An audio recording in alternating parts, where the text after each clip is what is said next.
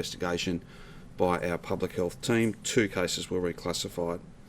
There have now been 807 deaths due to this global pandemic. I'm sad to report that is an increase of 1 since yesterday, and we send our sympathies and condolences to that family. There are 21 Victorians in hospital. 1 is in intensive care, and I'm pleased to say that no Victorians are on a ventilator. A total of 2,763,802 test results have been received since the beginning of the year, which is an increase of 9,286 test results since yesterday.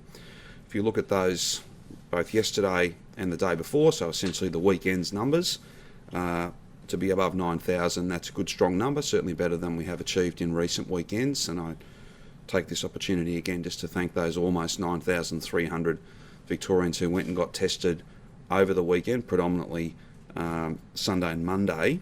Can I thank them very much for the part that they are playing and have played in giving us the most complete picture of where this virus is, how it's being transmitted, and how basically underpinning us putting a public health response around each of those positive cases, supporting them, their family and every family by preventing this virus spreading further, certainly preventing it from spreading as far as it would spread if they had not got tested, had very mild symptoms or no symptoms at all in some circumstances. This moves so rapidly that getting tested when you first register those symptoms is critically important. So again, can I ask every single Victorian, regardless of where you are, regardless of your circumstances, even the mildest of symptoms, please come forward and get tested. Don't delay for a day or 2. Please go and get tested as soon as you register those symptoms. Apart from following the rules, which of course is something we all have to do, there's arguably nothing more important than symptomatic Victorians coming forward and getting a test. That underpins this entire strategy. There are 27 healthcare workers who are active cases. We send them our best wishes, like all active cases, but we of course thank them and their colleagues for their amazing efforts. The rolling average to 5 October is 10.6 cases in Metro, 0.3 in regional Victoria. Mystery cases for the 14-day period to 3 October is 13 in metropolitan Melbourne and none in regional Victoria.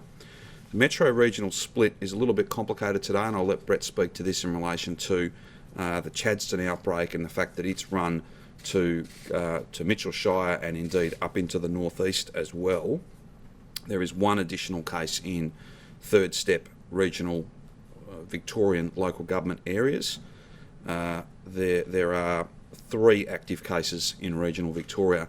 Brett will speak to this in more detail in just a moment, but if I can thank everybody in and around that Kilmore community, whether it be the cafe, the owner, the staff, and the broader Kilmore community. I'm advised that we've got a drive-through clinic there testing today. There's some other pop-up activity that's happening.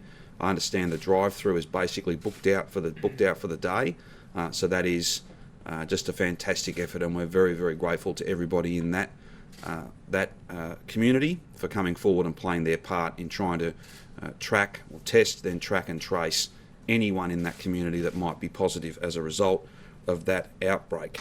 In terms of active cases in aged care, there are 66 active cases in aged care, so those numbers continue to fall, which is very pleasing.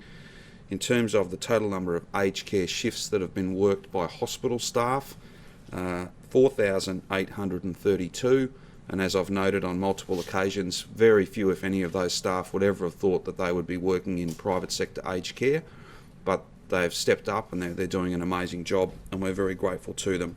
There remains just 1 active case in disability facility settings. That is a staff member, and that is essentially the numbers of the day that I needed to go to. I'll just make a couple of general comments. The fact that we've got now going on for 30 cases out of out of southeast or Bayside, so Frankston, Chadstone, Kilmore up into the northeast in such a short period of time, it speaks volumes to the infectivity of this thing. The fact that your symptoms can be so mild as to not even register, or register but not necessarily prompt you to go and get a test. I made the point the other day, and I'll make it again. One only has to spend a moment to imagine if Chadstone were open at the moment, just how many more cases we might well be dealing with here. If there were not restrictions in terms of movement into regional Victoria, as there are, then who knows? If there were not rules that apply to what happens in those regional Victorian communities as well, for locals or for those who are permitted, well, I think we wouldn't be talking about 28 or 30 cases, we'd be talking about many, many more. The fact that you can go from Frankston to Benalla all the way up into the northeast, that just speaks to how wildly infectious this virus is. Now, I'm going to ask Ben, who has joined us, he's going to talk a little bit about licensing and some changes that I think will be very welcome news to particularly to younger Victorians who've had both their driving lessons, their tests to get their L's and the tests to get their P's put on hold because of the need to restrain and restrict movement to keep us safe. And there'll be some people even in my household that'll be very pleased with these announcements. So I'll ask Ben to speak to that quickly. Then Brett will speak to the numbers of the day a little bit and go into a bit more detail about some of the testing activity we're doing and that outbreak that I've spoken about. As you know, we take any and all questions and we'll be here for as long as possible. Today's slightly complicated. The late start is because I've been in a budget meeting all morning. And sadly, Brett's got to go off to AHPPC at 1:45. So if we can try and accommodate that timetable, that would be good. And as you know, we'll be back here tomorrow to deal with any issues that come out of today. So I'll now ask Ben to add to my comments in relation to some important announcements, and then Brett.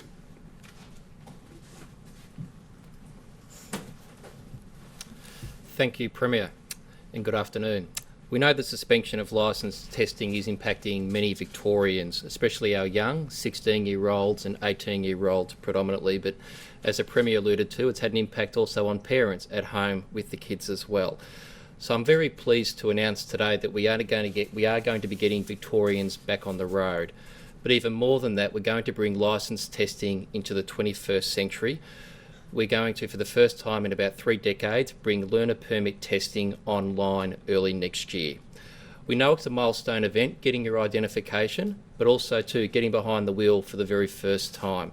And we want to make sure that we support every young Victorian to get back behind the wheel safely and securely. But also as a goodwill measure, I'm also pleased to announce that we will be refunding some 80,000 postponed appointments, their $19 application fee, and we will waive the $19 application fee until we deal with the latent backlog, expected to be dealt with up until April. To achieve this, we're putting in almost $27 million. $7 million will be to design and implement the computer-based learners permit system. That will be a secure online system that can be done from your own home. You will still need to go to the registration licensing office for your photo identification and also for your eye tests. We're also, though, doubling the number of testing sites. We've already put 6 testing sites online, and we're going to put another 6 online as well. So that'll be both online and physical presence of 12 testing sites throughout Victoria. We're also adding 180 additional testing staff throughout our registration and licensing offices. This will bring our total investment to about $60 million to support registration and licensing through the pandemic and get Victorians back on the road safely and securely.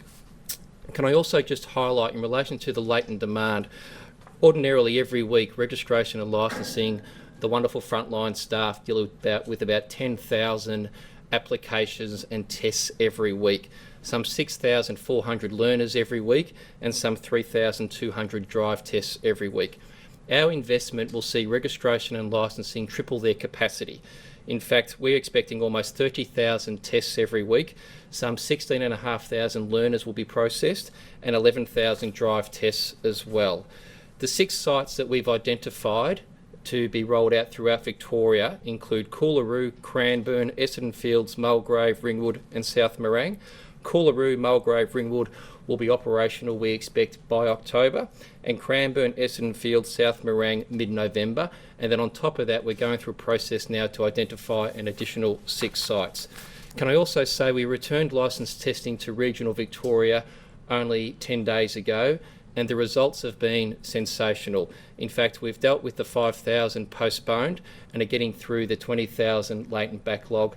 And I thank all regional Victorians for their support, and also to the registration and licensing staff, because this has been an important learning experience as we've engaged with the customers on how we bring back licence testing better, stronger, and very much user-friendly for the 21st century. Thank you, Premier.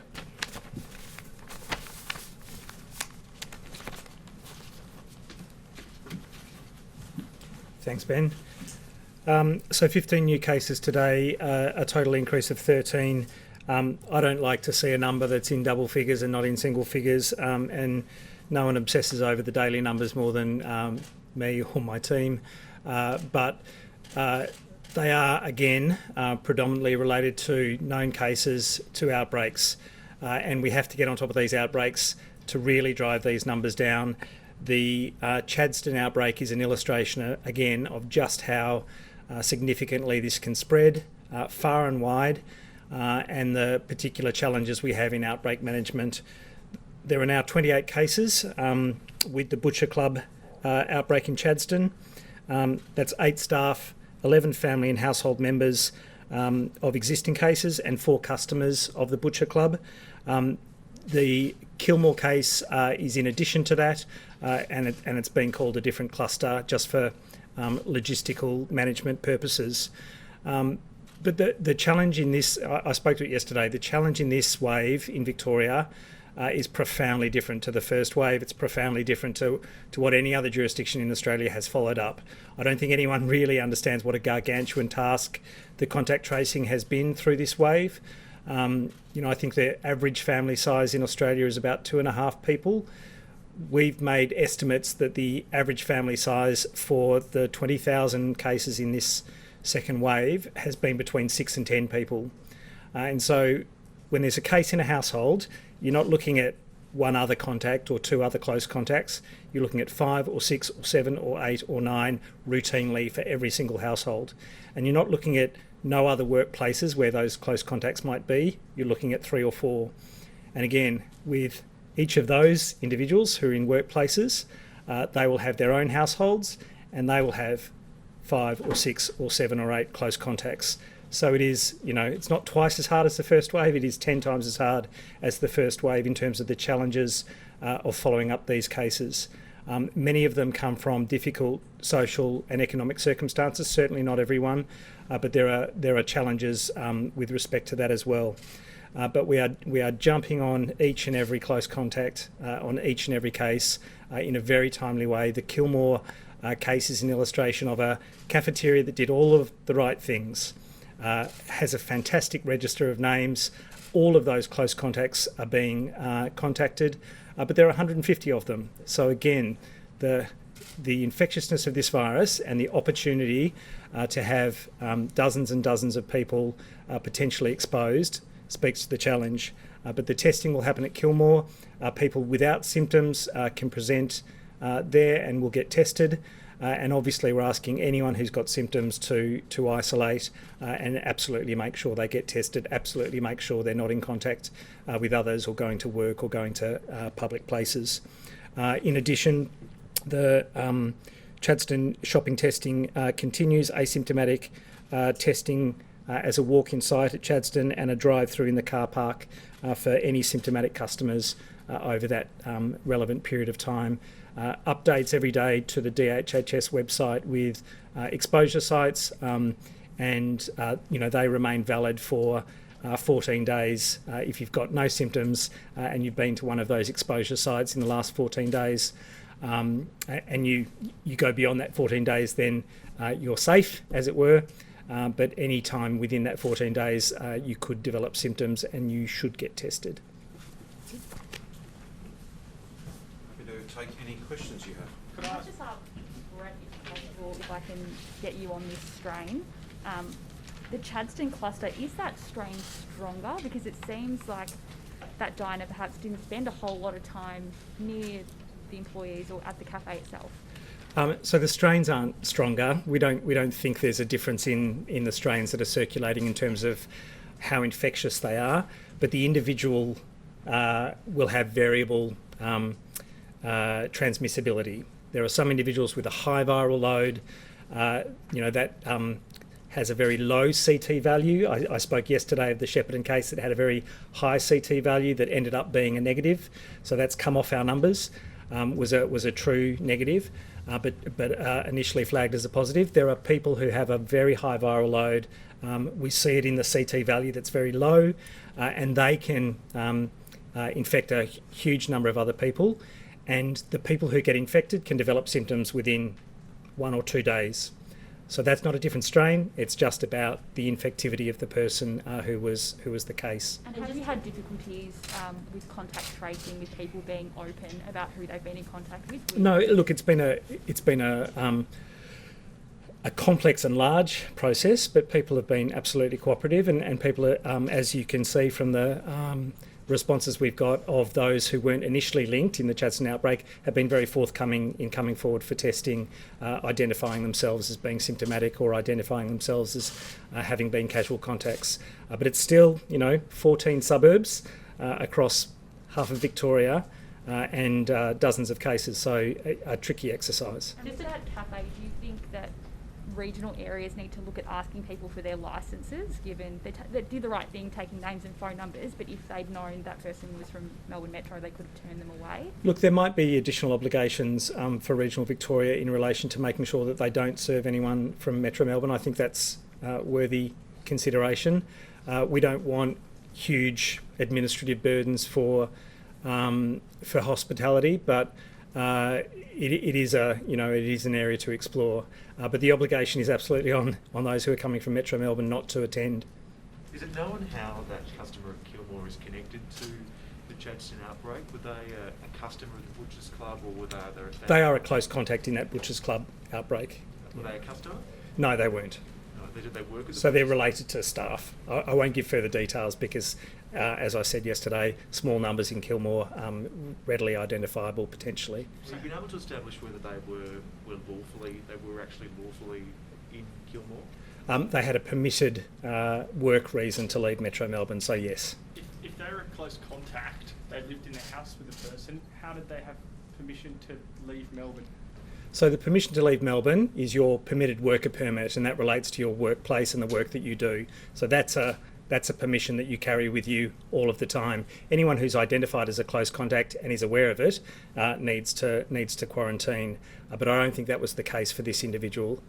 So they were notified after they'd already gone to Kilmore that they were a close contact? That's right. But the issue in many respects is that when you go to regional Victoria, you can only get takeaway food or drink. You can only go for the purposes of your work and those other essential things that you might require, but not to enjoy the fruits of regional Victoria, as it were. I take it this person hasn't been fined for the reasons I don't know. That's a question for Vic Paul. Is the question here, Brett, not that if they're living with a case or a potential case, should they not have been told as a precaution to be self-isolating already? Should we not be? Yeah, anyone who's aware that they're with a case knows that they're a close contact, but you have to get to that point first. You have to have the test result for the close contact, for the case of that close contact, for them to be aware of that. So just clarifying, their household member hadn't tested positive before they then left and went to that cafe? So that individual, as far as I know, was not aware that they were a close contact at the point of time that they were travelling. So it wasn't that they were breaking quarantine, it was that they weren't aware that they were a close contact of a positive case. And just with those 28... Are you getting everything back now within 24 hours and contact tracing getting onto people within that time? Yeah, 96% of results, for a start. There are all these elements in the chain from testing to being followed up by contact tracers. So 96% of results through within 24 hours, 100% by 48 hours easily. And then 100% or close enough, certainly over 95% contacted within that 24-hour period. I think with these small numbers, it's absolutely everyone, except in those circumstances where they're literally not picking up the phone. We're sending out the Operation Vestige members to do door knocks on the same day. Professor Sutton, you said 28 cases for the Butcher Club. You said 8 staff, 11 family or household members and 4 customers. Where do the rest of the numbers fit, sorry? I don't know. I can come back to you. Can I just check as well with Kilmore, it's just one person that's positive in Kilmore? Because we're hearing possibly there's another one isolating, is that right? So there is another case in Kilmore that Two relates, cases. that relates to the infected individual. And is there another one in regional Victoria too that the Premier mentioned, or northeast? Yeah, only one, as I understood. Professor Sutton, given you're dealing with households of 6 to 10 people, doesn't that then warrant it impossible that we'll get to that less than 5 daily cases without getting rid of the virus altogether? Look, we're throwing absolutely everything at it. We can get on top of these outbreaks. We've had complex outbreaks before. Every outbreak's had its complexities, and we do get on top of them. These may well be the very last outbreaks that Victoria sees. I hope that's the case.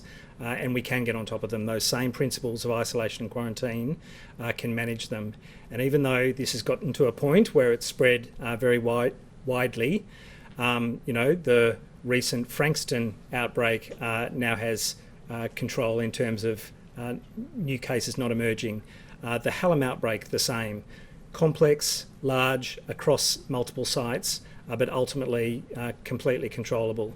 So as these numbers drive down further and further, and they're going down in aged care in terms of the staff who work there as well, then you're not getting that new seeding. You're not having to deal with another outbreak. That's a point where we'll absolutely get to 5, and it may still well be mid-October.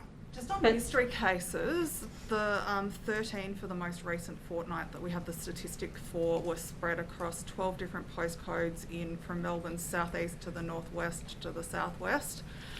Given that those cases all relate to, for all of those cases, there's at least one other case that we haven't been able to contact trace. How concerned are you about that? Yeah, mystery cases are a challenge for that exact reason. They represent a chain of transmission. There are others out there who've had the virus, may not be infectious anymore, but they have been infectious. They may have passed it on to other people who, sometimes we subsequently identify them. We make the linkages back. That mystery case is no longer a mystery case. We do resolve cases that get initially flagged as mystery cases because we find those missing links. But when they never get resolved as defined close contacts, then they do represent more cases out there. But it's only one for each one of those postcodes, more or less, and the trend has still been coming down. We've had 4 days in a row with no mystery cases at various times. If we were to have the next 4 days with no mystery cases, we would get to 5 over a 14-day period, essentially. So it's not impossible to get to that 5 over 14 days. But we watch these cases very closely. And how concerned are you that the 15 from overnight 7 are under investigation? Well, so that's normal. I mean, they come in right up until midnight and beyond. So the information that we can give of a morning are the ones that can be investigated and linked without necessarily the phone call from 5 o'clock in the morning when the team is onto it. And they're working right through the night, in fact, but in terms of being able to link one to an existing case or an existing outbreak, that's done through our database. But then it's through today that those interviews will happen and they get resolved within the working day. Relating to Chanel's question, so you mentioned that there is one definite case in Kilmore and then a second who is in quarantine, or a second who has also tested positive? There's a second case linked to the Kilmore site, yeah. Are they close contact with we've heard from the cafe that confirmed that one of their workers tested positive. Is that the other case in Kilmore, are they a close contact of that cafe worker? Do they No, so the cafe worker and the other case are both close contacts of the case who travelled. Okay. How many of today's cases are linked to aged care, and are they residents or staff? I know that 8 are linked to known outbreaks or complex cases, but I don't know for aged care specifically.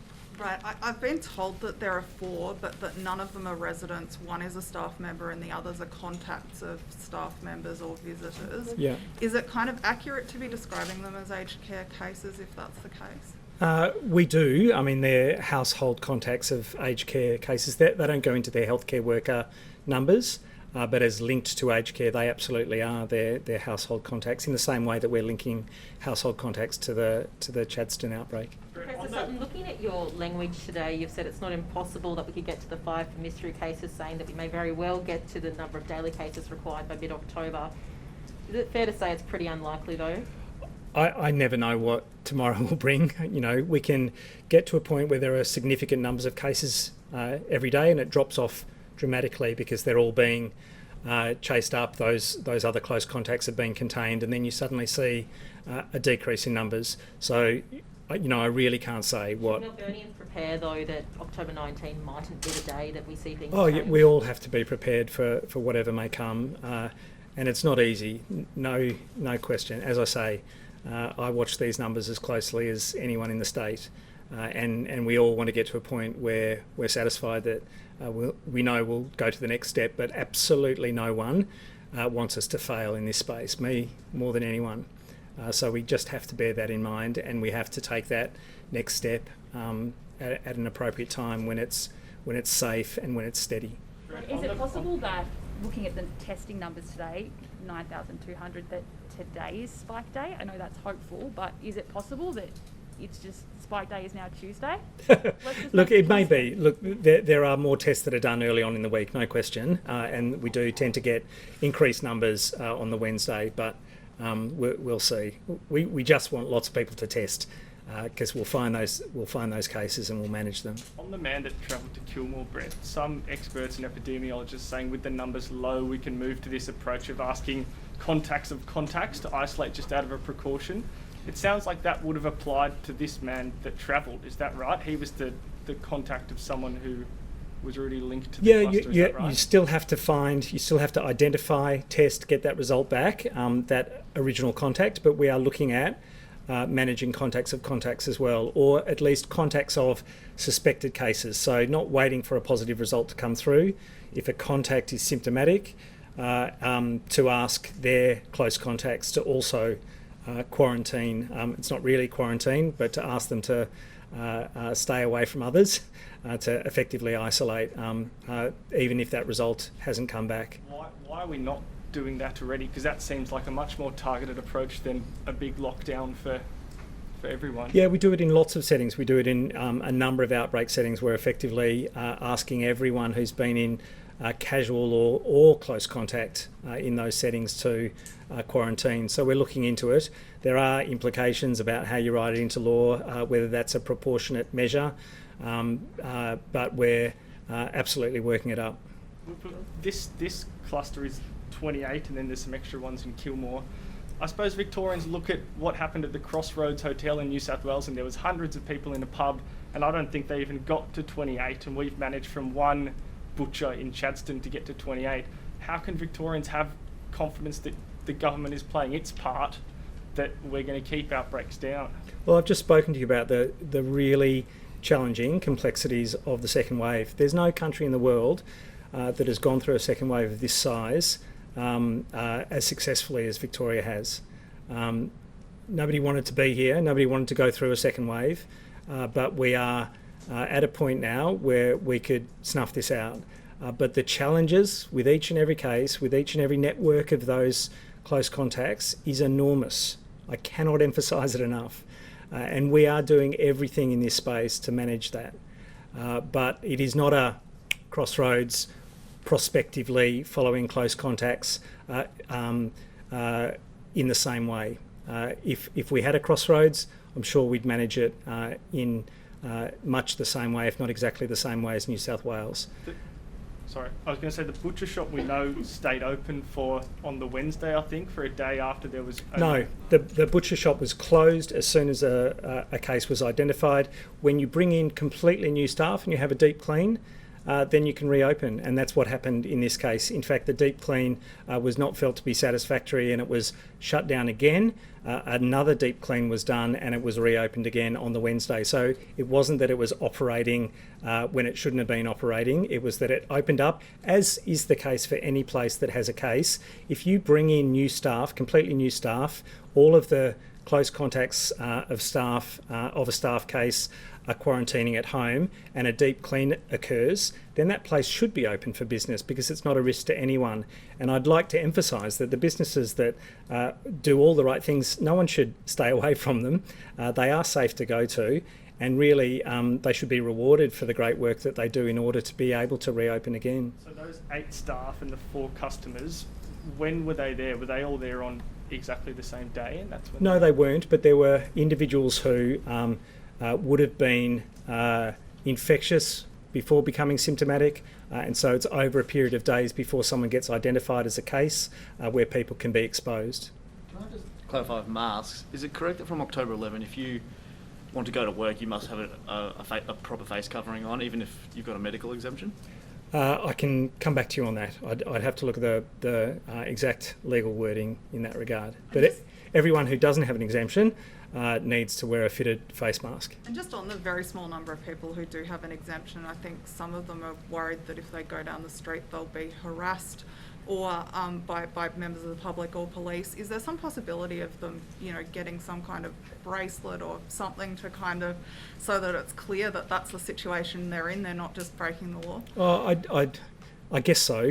We're not going to be providing those bracelets, but I think anyone should feel free to show that they have an exemption, and everyone who's walking down the street should understand that there will be individuals who can't wear it for a number of different reasons, and they're not always manifestly obvious reasons. You don't have to look short of breath not to be wearing a mask. There are other reasons and exemptions for not wearing a mask, so no one should be vilified or accused of breaking the rules because there are a small number of individuals who will have a very valid exemption. Can I just clarify as well, for the Kilmore diner, if you travel to regional Victoria with a permit, is it takeaway or you can't stop at all for food in that area? It's takeaway. So the rules that apply in Metro Melbourne are the rules that you take with you. So yes, you can travel for permitted work purposes, but all of the other rules you cannot. The Metro rules apply as you travel. Has that diner been fined? No, the diner didn't do anything wrong. But didn't he do The individual who dined. Who dined, yes. As I say, it's a question for Vic Paul. On getting to our 5, to the 5 mystery cases over a fortnight, you said that Victoria's one of the best, if not the best, in getting down this big second wave. Is there evidence from anywhere overseas that with this second wave you can actually get to those 5 levels, or are we kind of trying to lead the way in that regard? Look, I think we're leading the way. We came into a second wave earlier than most of Europe, so we've had to face the reality of this second wave earlier. But we're also in that, as I spoke to yesterday, unique position of being able to potentially stop community transmission altogether. Europe is all connected. Free movement of people. They have no opportunity to get to 0 cases and hold it there. So it becomes a challenge in any country that's not an island state or that can't isolate itself from international travellers. So Australia is in that lucky position. That's where we've gotten to, and we shouldn't forget that we snuffed out the first wave in exactly that way. We got to a point where none of that original virus is in Victoria anymore. At Kilmore, what sort of measures, you sort of briefly mentioned it there, but what can locals expect to see as far as testing? I understand they can already go to the local hospital and get tested, but will that testing regime look different from now on? I think there might be a testing that's stood up in the longer term, but it'll really be around whether there are further cases in Kilmore and whether there's a specific need for it. But absolutely now everyone can and should go to that hospital site for testing. And what about testing around Chadstone for people who were at the shopping centre sort of around that time? Is there increased testing and asymptomatic testing available for those people? Yeah, so there's asymptomatic testing available for all staff who work there, and there's symptomatic testing available at the car park in Chadstone as well. In terms of international comparisons, Brent, can we still compare Victoria's situation to countries like Singapore or Hong Kong or Korea? Or is it that with the second wave and things change so much that's a useless exercise comparing us to other countries? No, I think there are valid lessons both ways. I think no one's really had quite the challenge that we have in terms of a a second wave that by volume of cases is 10 or more times, 20 times greater than the first wave. And we're doing exceptionally well. Israel's got a second wave that is much, much larger than its first. It's now looking that way for the UK and France and Spain as well, but they are not going to turn it around in the way that we've turned it around. I don't think they have that opportunity. All right, thank you. Any other issues? I should just, before you do that, I should just say that I'll come back with some updated contact tracing data tomorrow or the day after, but we're getting to about 80% of those interviews. 24 hours is the benchmark. We're getting them done in 4 hours. So I wouldn't want anyone to think that the outbreak management response at Chadstone, at Kilmore, in Colac, in the Latrobe Valley, in Hallam have been anything other than first rate, because they have been. They've been absolutely first rate, and I want to thank every single person involved in that, whether it's cases, contacts, businesses, and of course the public health team. They've all done a very good job, and that's what's absolutely needed. That's how 28 seems a lot, and it is, but 28 can easily be 280, and it isn't. So the group to thank today, I think above all else, are all those people in Kilmore that are going and getting tested. Thank you very much for doing that, and anybody in Kilmore who believes they've been anywhere near that site, or even if they don't believe they have, better safe than sorry. It's asymptomatic testing for a reason, and you can go and get tested, and those results will be literally like gold for us. It's not the same number of people working in contact tracing and the like as we did, say, 8 weeks ago. Have the levels stayed the same? I think broadly, yes. Some of the functions have changed, so there's probably more of that outreach, incident management team, outbreak squad work, rather than having to deal with, from a central point, a much bigger number of calls every day, a much bigger number of interviews. Let me come back when I come back with some more data. We're meeting all the national benchmarks and in fact creating some new ones. That notion of getting to, the last time I looked at it, it was 79.8%, I think, within 4 hours. That's well over and above what's asked of us as part of that national dashboard process. Testing turnaround as well is very quick too. So if you think about it, from the really key metric is from the time the swab is taken to the time when the interview is conducted, you've got to get that as close to or under 48 hours, and that's exactly what we are doing. In fact, we're beating that by quite some margin. With tests back in a day, 80% of interviews done within 4 hours of us getting the result. That's nowhere near. That's closer to 30 hours than it is 48. So that's when you can start to find the people you need to find, and then have them not only protected, but all of their close contacts protected, and so on and so forth. That's basically where we're at. But if it's useful to you, I can come back with some further data later on in the week. Would you consider Premier doing some kind of local lockdown in Kilmore, or at the very least asking people in Kilmore not to travel to other areas of regional Victoria? I think the best thing to ask of the people of Kilmore, the good people of Kilmore, I visited there many times. It's an outstanding local hospital, and I'd commend people to go and get tested. That's the thing I'm asking them to do. And all my reports this morning are that people are rising to that challenge. They are going and getting tested. That's arguably the most important thing that they can do today and into in the days to come. Michael, I would just say, in terms of geographic lockdowns, because it's not actually a lockdown, there will be people who can move beyond that, whether it's people who are members of Victoria Police, AMBOs, people who stack shelves at supermarkets but don't actually work in Kilmore. They might live there, but they work somewhere else. All that permitted movement, because that's the set of rules we have, that would still happen unless you really were going to do a lockdown, which was no one leaves their home for any reason, or very, very limited reasons, and even then the movement could only be within Kilmore, for instance. So that's not on the cards. The most important thing to do. Things could change. I'm not saying absolutely no, but we've got some pretty good evidence that some of those lockdowns don't really work, because there's still some movement, and in some cases quite a lot of movement. But the best and most important thing that people in Kilmore can do is to go and get tested, and don't wait till tomorrow. Go and get tested today, and if we can't get you all through the system, go and get tested. Tomorrow, and the results will be worth an absolute fortune. Do you not think it would be useful even just to ask them, not putting a police checks in or anything like that, but just to ask people for the next few days, we've had 2 cases, it could be more. Well, why don't I do it this staying. way? I'll do it this way. The two things we're asking of the people of Kilmore: if you've got symptoms, get tested. If you've got symptoms, get tested and wait at home until you get your result. Don't go anywhere else. If you've been in and around that cafe, and it's all up on the website, and I think the people in Kilmore know and clearly understand where those potential exposure sites are, yes, it's a good idea to wait till you get your test result and not to travel to Melbourne or travel to another place. That's the advice we provide to anybody who's symptomatic in Kilmore, and through a abundance of caution, more than happy to provide that further advice. But the most important thing to do is to go and get tested. We'll get your results back to you as quickly as possible, and that'll give us the most complete picture about how much virus is there. We don't want to be panicking people. People are responding very well. It's one case that I know of. There might be one more that's coming into our data, and the show release might deal with that later on today. But to this point, all our advice is that very large numbers of people in that community are coming forward to get tested, and we're deeply grateful to them for it. Just quickly on the federal budget, what will you be hoping for tonight? Well, look, we always are very keen to see more and more investment in the engine room of the Australian economy.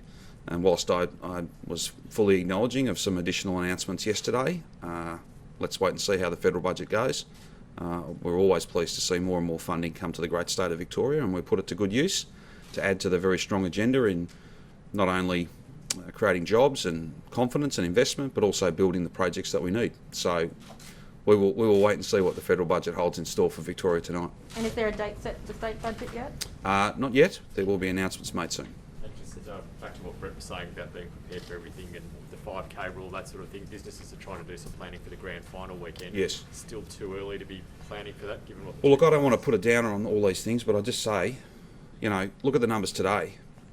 This is by no means over. We're very, very close. We're very close, but I can't, with any sense of certainty, I can't tell people where we're going to be on the 17th, 18th, 19th of October, let alone the 23rd.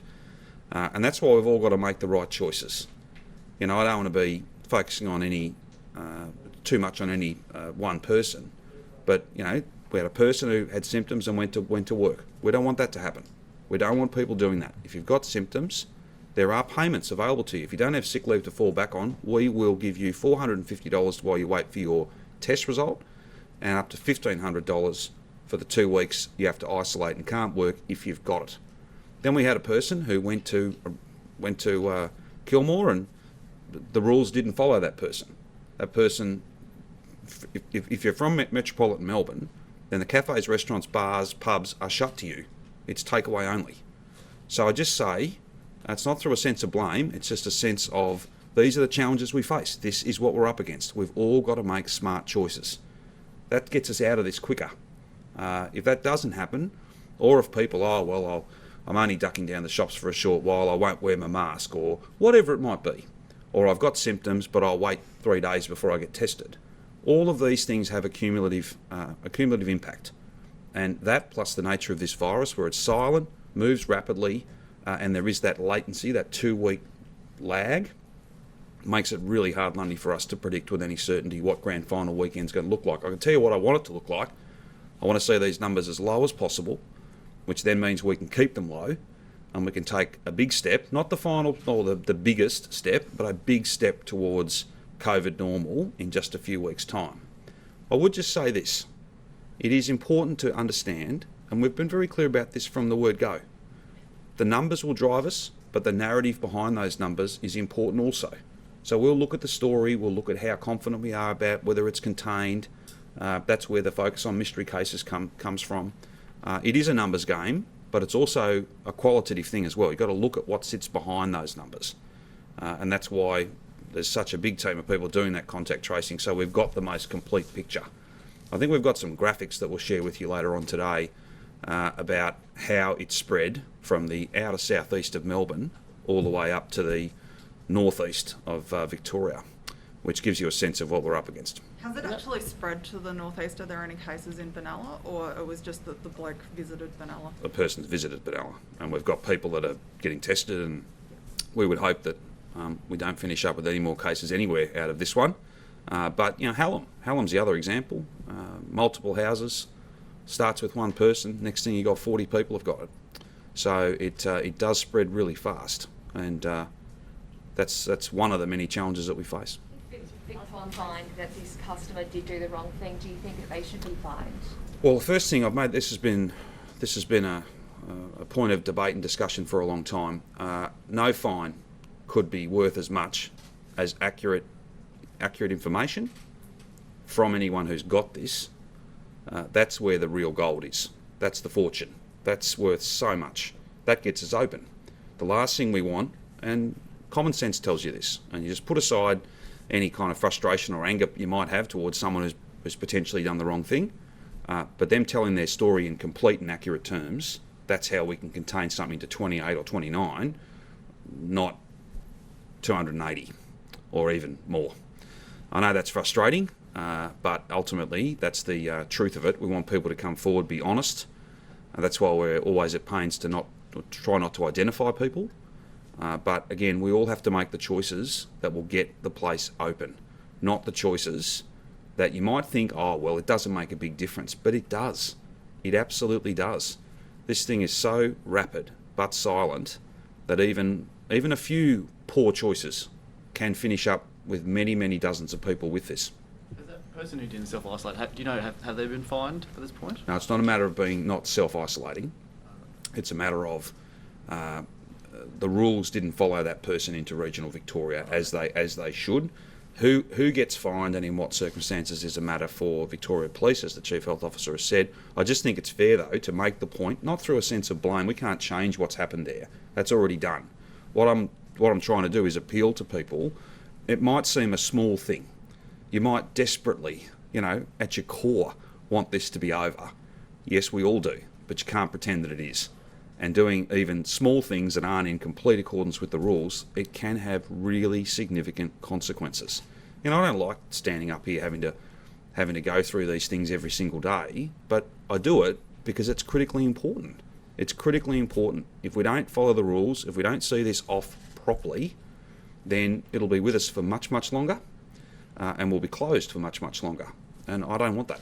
So I meant the initial case that led to the butcher outbreak. I think that was more a matter of person who was symptomatic going to work, I think, is probably the broader way to describe that. Again, I don't want to be identifying people, and fines are not issued by us. No one on this stage issues fines.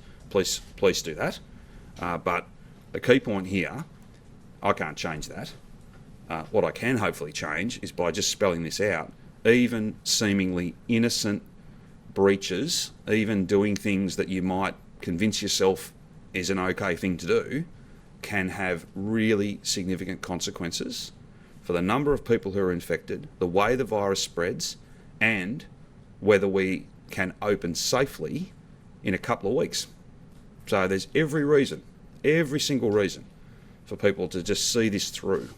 And you just can't go to work if you're sick. You just can't go to work. If you've gone for a test, you've got to wait for your result. If you've got it, you've got to stay at home. If you're just an ordinary, hard-working Victorian, law-abiding person, you have to wear a mask. You have to keep 1.5 metres. You have to wash your hands. All these things are critically important, and no one has the right to make a choice. Oh, well, I don't want to do that. No, the consequences aren't just about you. They're about everyone. And that's why we just have to all see this through. Having said that, let's not detract from the fact that 90+%, maybe even more, the vast majority of Victorians are doing the right thing. And we shouldn't detract from that. In fact, we should be very proud as a Victorian community that we are tracking better than any other jurisdiction in the world when it comes to dealing with a second wave of increased complexity, but also magnitude. Victorians have done an amazing job. We've just got to finish this off. Anglesey way. Sorry, I know you need to go. Down at Anglesey, there was. Let me chase that. I'm following so there was Apollo Bay, and then from the sewage, and there was a heap of testing was done. And the same, as I understand it, the same thing has happened in Anglesey, but I'll try and get you a number on how many people have been tested there. And Premier, can I just ask as well, I know Professor Sutton's going to run out of this room any second, but just on airline staff, are we confident they will be used in hotel quarantine ahead of that report coming out? Is it a good use of taxpayer money? So having a standby workforce is very important to us. This will have to flex up quite quickly, but we will be waiting to see the report. And I know there's some costs involved in that, but there's also some very significant benefits. And you think about having on standby people who've got very specific skills, people we've already invested into in terms of training. That's very important if we're going to get those flights on the ground again and have people, whether it be the whole group or a portion of the group, safely quarantining. That's it. All good? Thank you very much. We'll see you tomorrow. Of course you can. Brett and I'll leave and Ben can stay here. It's all good. Great. I'm only joking. I'll just sit down in front here. Throw him to the walls. No, I'll just sit down in front here. Brett, let's go. Brett. Tell her. Saw you checking your time there. Sorry. So Ben, how quickly will this testing be ready to go when Melbourne does take the next step? Will it be? Yeah, so in October, providing we can get to stage 3 and in line with the Chief Health Officer's advice, we'll be ready to go. We've already done it in regional Victoria, Andrew, and got very strong results. So we are very confident we can get up and running very quickly and deal with the latent backlog we're hopeful by April.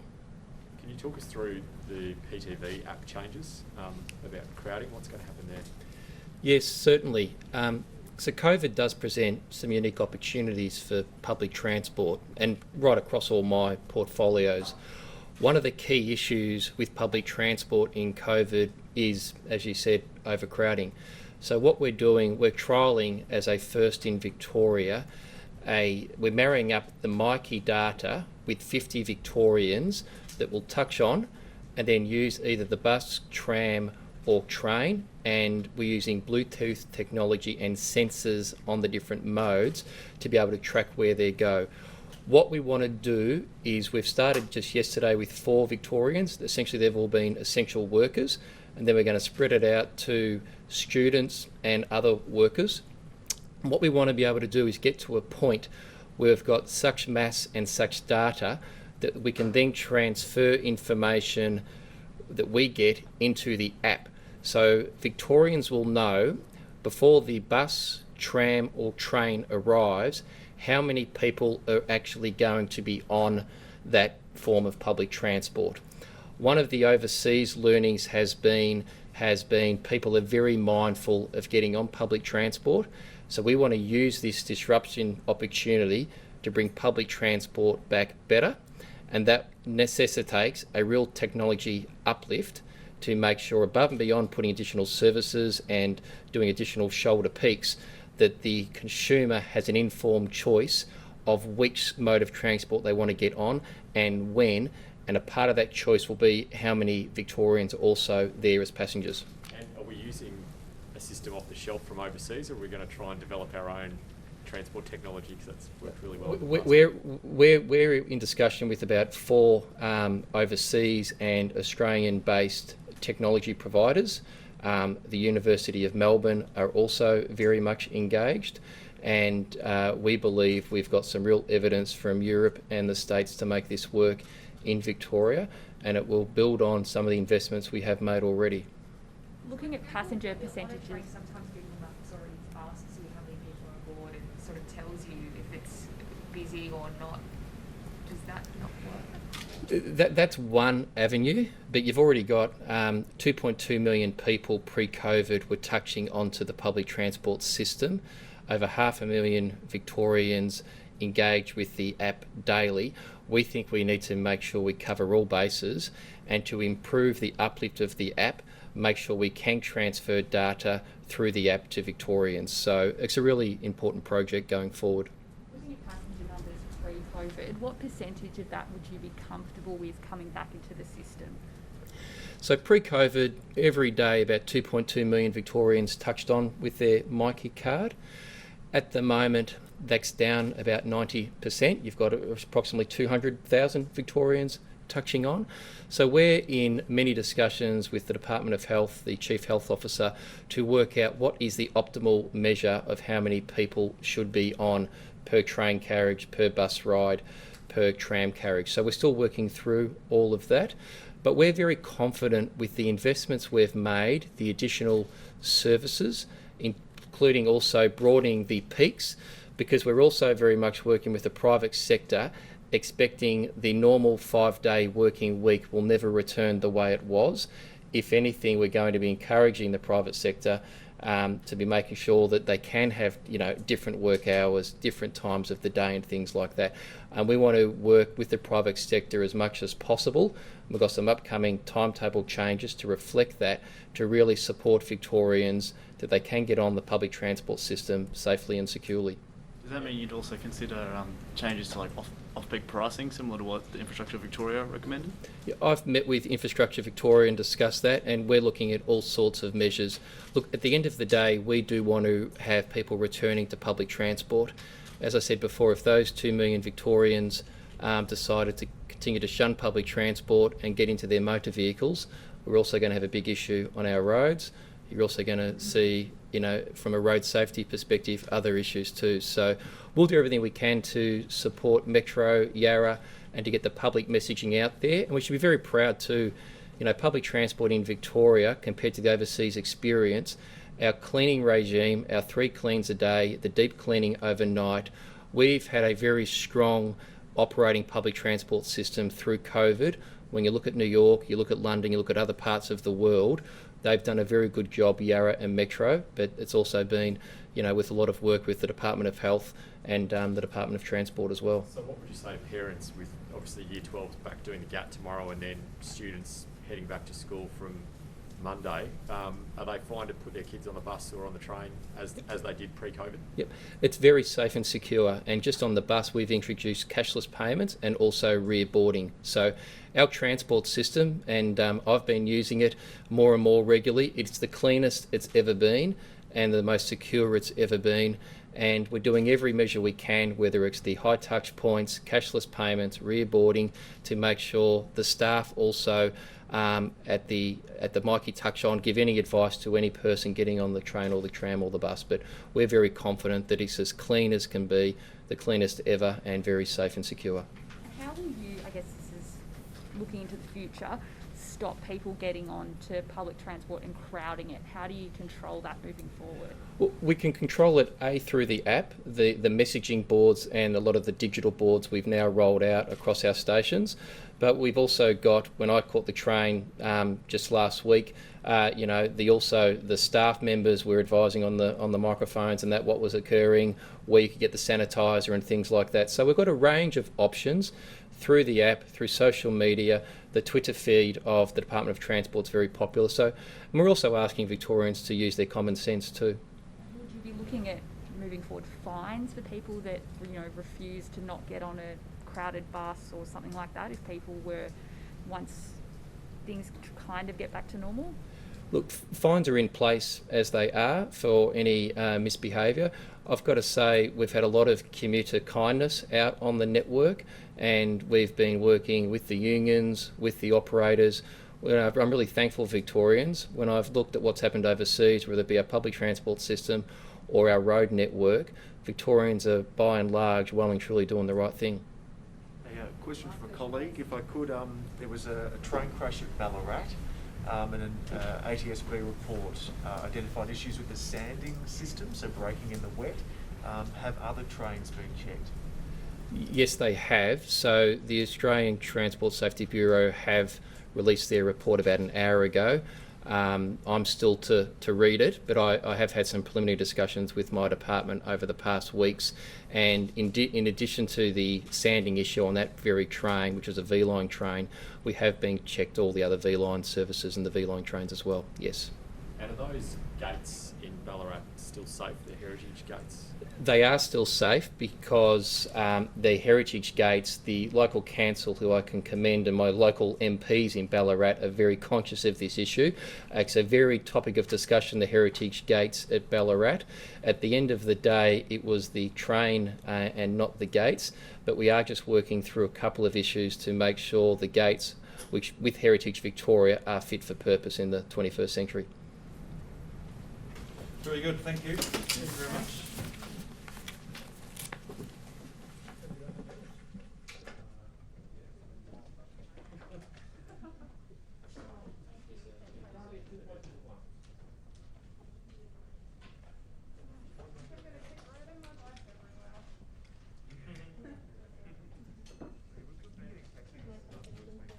I must admit, the train was so quiet.